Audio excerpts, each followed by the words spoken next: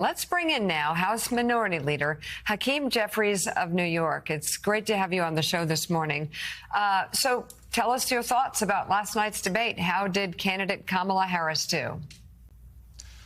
Well, good morning. Great to be with you. Kamala Harris demonstrated in clear and convincing fashion for the American people that she is ready, willing, and able to be a commander-in-chief for all Americans, to make life better for everyday Americans and to bring us into the future.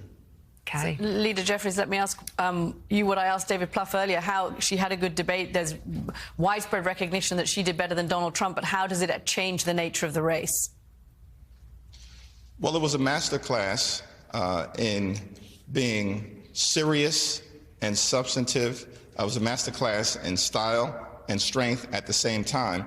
And that's incredibly important because for some Americans, not all Americans, this was a significant further introduction to them in the context of this presidential campaign.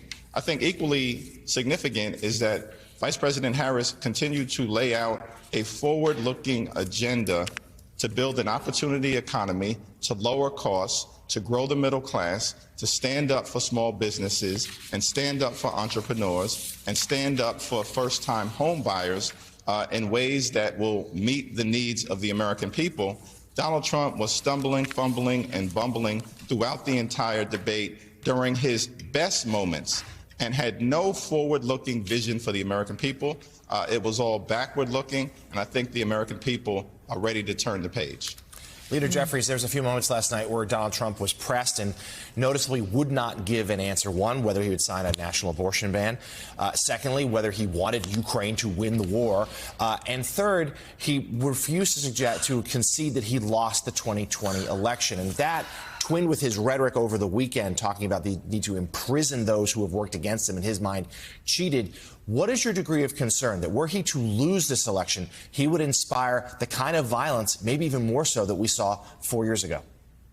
Well, that's a legitimate concern. Donald Trump is a pro-Putin, conspiracy-peddling, election-denying extremist who wants to criminalize abortion care and impose a nationwide abortion ban as a result of the work building upon the Supreme Court justices that he put on the Supreme Court to detonate Roe v. Wade and undermine a woman's freedom to make her own reproductive health care decisions. And so there are serious concerns that the American people have as it relates to our freedom, as it relates to an economy that works for everyday Americans, and, of course, as it relates to democracy and the peaceful transfer of power, because this is who Donald Trump is. He's not a patriotic American. He's all about himself, and we saw that on full display last evening.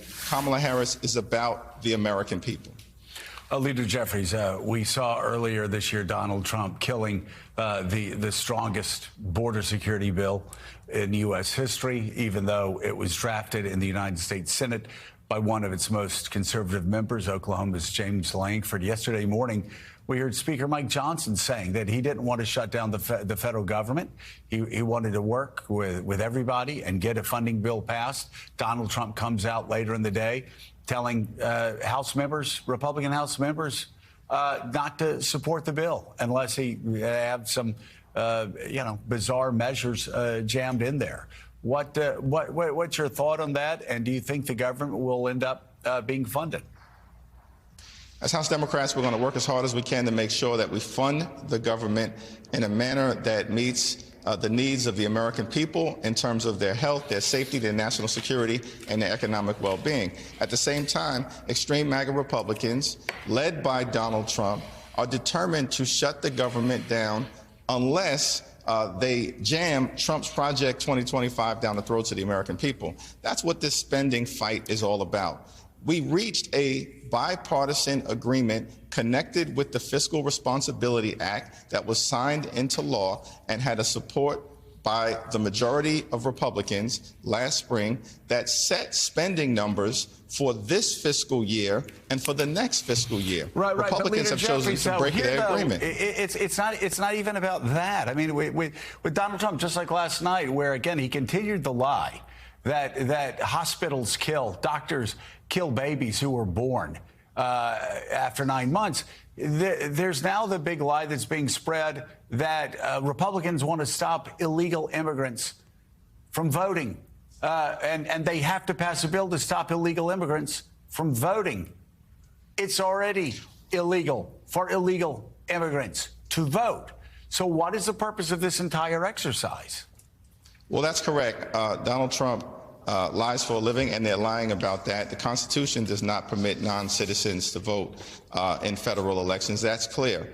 But what the bill being put forward by the extreme MAGA Republicans also does is it shortchanges the Department of Defense and our military readiness by $6 billion.